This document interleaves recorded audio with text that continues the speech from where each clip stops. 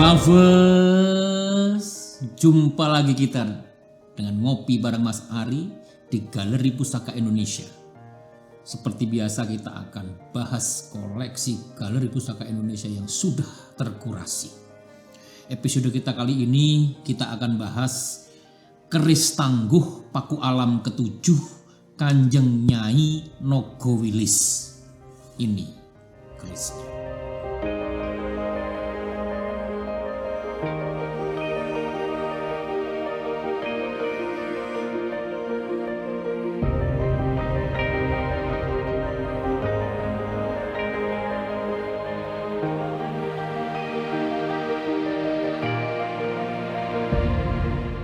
Dalam peta Tosan Aji Indonesia membagi beberapa tahap era pembuatan keris dan produk pusaka lainnya. Patokan dalam menentukan era yang dianggap muda atau dalam bahasa Jawa diistilahkan nom-noman, yaitu pada era Hamengkubuwono 7 dan 8 untuk perhitungan Yogyakarta dan Pakubuwono 9 dan 10 untuk Surakarta. Sehingga masa sebelumnya disebut keris sepuh, sementara sesudahnya disebut kamardikan atau masa setelah kemerdekaan Indonesia. Nah, yang bisa dikategorikan antik adalah yang sepuh dan nom-noman. Sehingga kita mengkategorikan Paku Alam ke-7 abad ke-20 ke dalam era nom-noman. Pada pertengahan abad 18 terjadi transisi kolonialisasi VOC di Nusantara kepada kerajaan Belanda. Nah, jadi gini, VOC ini betul-betul perusahaan swasta. Ini konsorsium dari beberapa perusahaan swasta yang ada di Belanda membentuk satu perusahaan yang namanya VOC. Dan VOC sebagai perusahaan secara resmi dibubarkan di ujung tahun 1799 karena bangkrut disebabkan oleh korupsi. Kita harus belajar dari bangkrutnya VOC. Sehingga tahun 1800 sudah tidak ada lagi VOC. Berubah menjadi Hindia Belanda. Walaupun pada kenyataannya ya orang-orang VOC dulu yang mengisi, ganti baju. Ini kan supaya ngirit SPJ. Karena pada masa itu kerajaan Belanda lagi punya masalah sendiri. Mendapat serangan dari Napoleon dan jatuh ke tangan Perancis tahun 1806. Dan baru lepas 10 tahun kemudian tahun 1816. Jadi mantan VOC ini masih bertahan sendiri sampai The Java Oorlog atau Perang Jawa melawan Pangeran Diponegoro yang tidak lagi bisa dihandle oleh para mantan VOC ini. Sehingga butuh kehadiran pasukan tentara Belanda. Mereka minta bantuan secara resmi. Jadi buat orang Indonesia tidak bisa membedakan antara kerajaan Belanda, Hindia Belanda atau VOC. Sebagai penjajah selama 3,5 abad, nek jenenge londo ya londo, kumpeni ya londo. Kan gitu. Rambutnya putih, pokoknya wong londo ya londo gitu aja. Nah, tapi Mas Ari mau ngasih tahu gini, ini intermezzo aja nih. Nah, VOC ini sempat menjadi perusahaan pabrik terbesar di dunia. Perusahaan yang pertama go public. Artinya apa? Sahamnya dijual kepada publik. Ya, kalau dikonversi nilainya malah justru lebih besar dari Facebook, Google, Amazon, ataupun Tesla. Mau tahu market cap-nya Tesla hari ini itu sudah di angka 500 miliar US dollar. Gila nggak market cap sebesar itu? Berapa kali RAPBN kita? Lah yang gila itu bisnisnya VOC itu ya jual rempah-rempah hasil perkebunan Nusantara. Itu cash cow-nya, itu core bisnisnya, itu core revenue-nya. Bayangkan kalau perkebunan di Indonesia itu kembali dikelola dengan size, dengan manajemen seperti halnya VOC pada masa itu. Wong kebunnya masih banyak. Di Talaut, di Sangir, dan segala macam masih banyak kebun-kebun rempah-rempah. Gak ada juga hari ini orang tidak lagi pakai rempah-rempah. Masih pakai. Terus manage produk downstream, delivery-nya secara baik, terstruktur. Apa enggak ngalahin VOC? Ngalahin Amazon. Hanya dari rempah-rempah. Pikir dulu coba. Terus kalau mau tidur dipikir. Mas Ari ngopi dulu.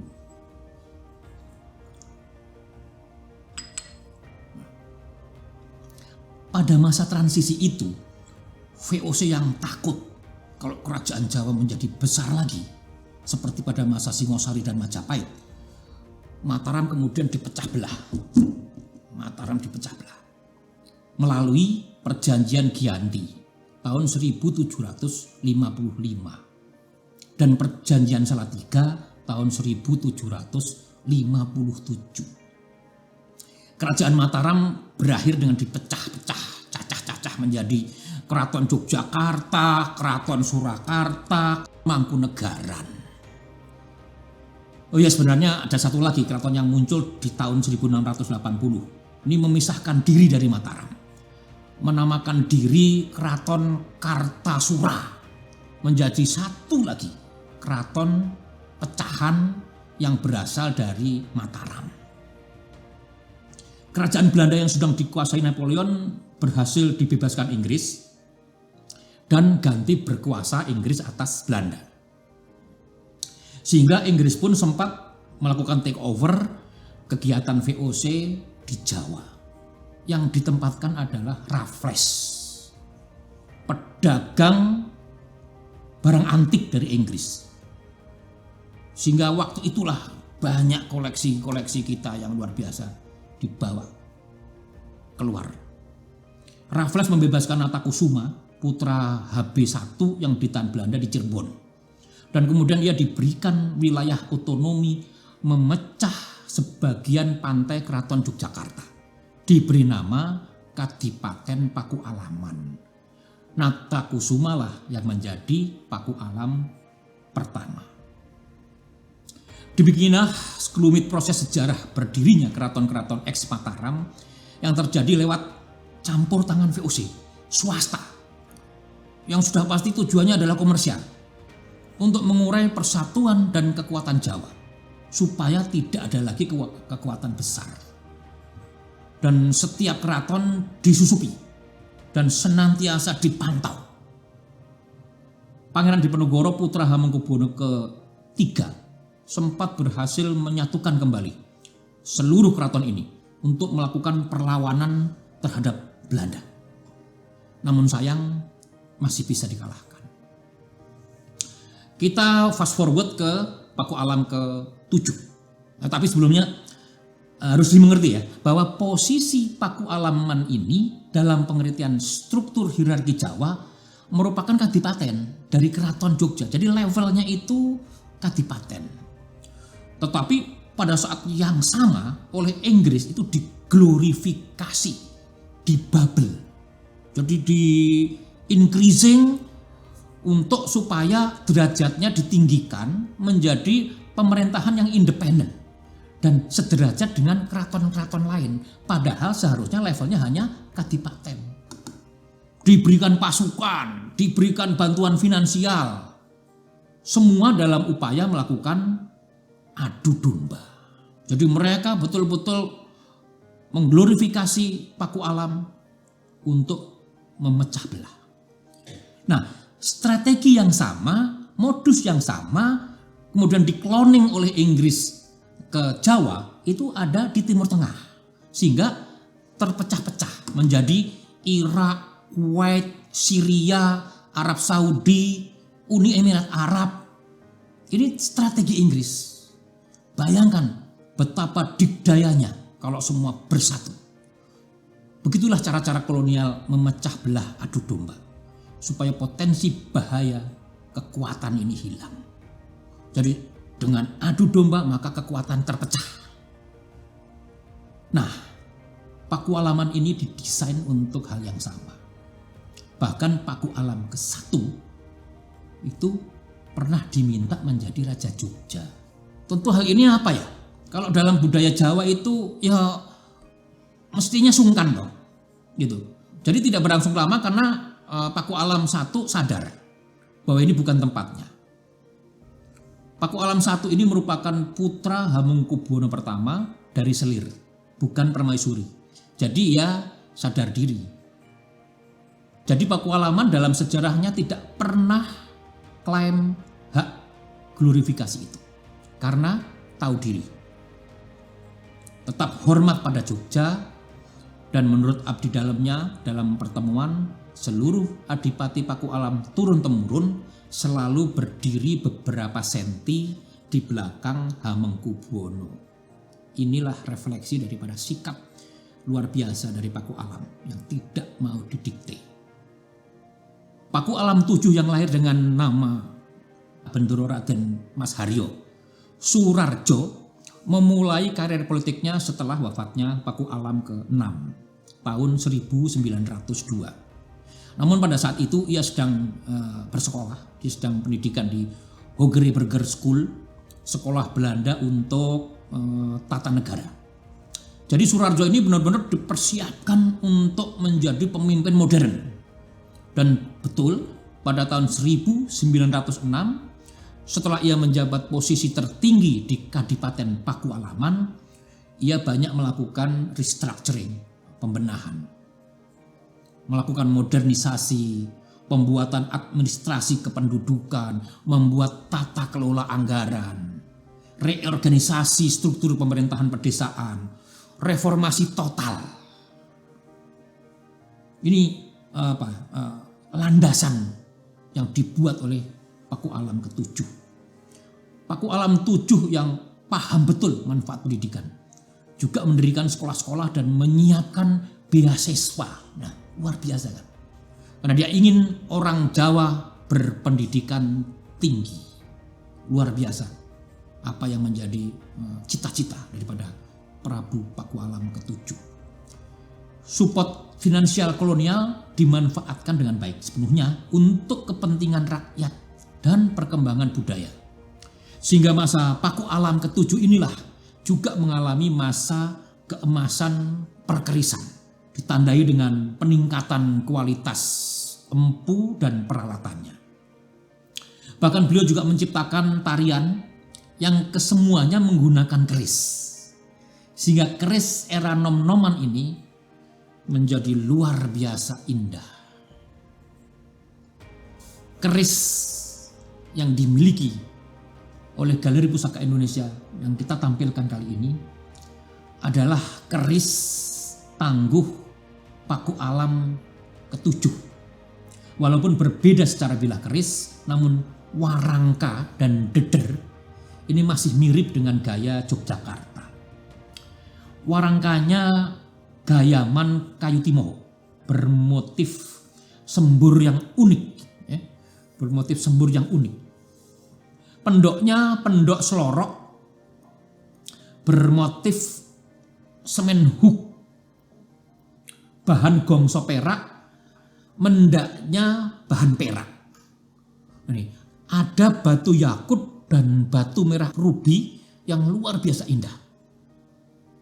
Kemudian untuk dedernya ini menggunakan bahan gading gajah.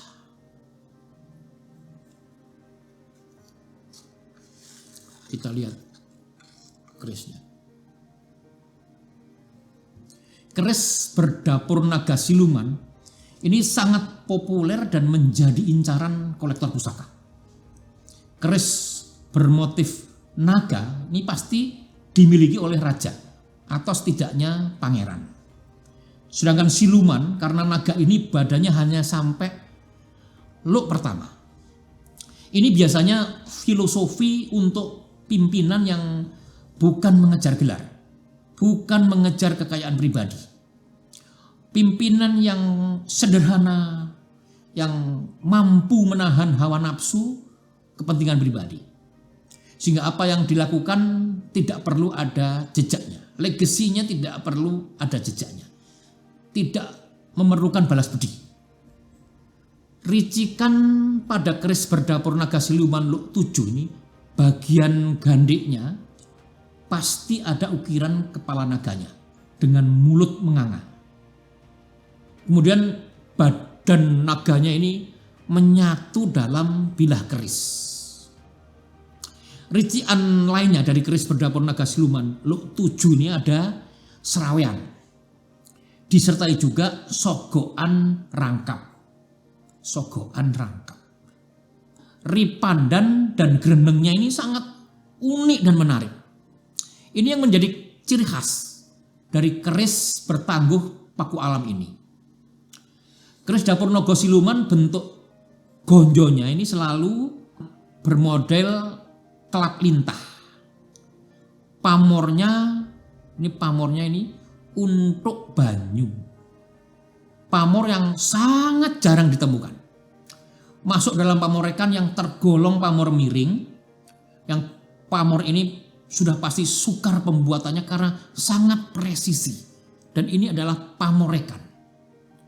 Pamor untuk banyu berarti bentuk buih dalam air.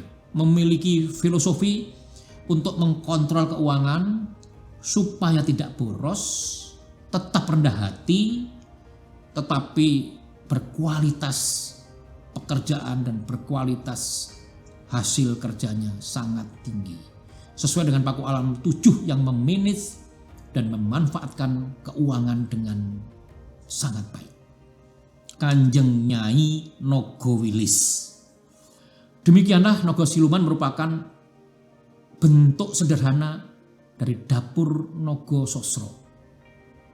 This is the beauty of simplicity, merefleksikan kesederhanaan paku alam 7 yang tidak mencari balas budi.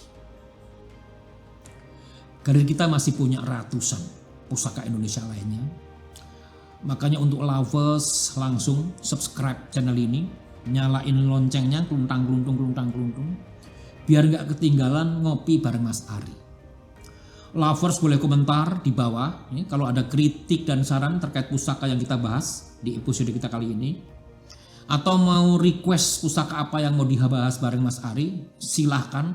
Sudah banyak sekali komen atas episode kita sebelumnya dan terima kasih luar biasa. Bagi lovers yang pengen berjodoh dengan pusaka-pusaka koleksi kita, silahkan WA di nomor di bawah ini. Jangan ngaku pecinta pusaka kalau belum ngopi bareng Mas Ari. Saya bukan dukun.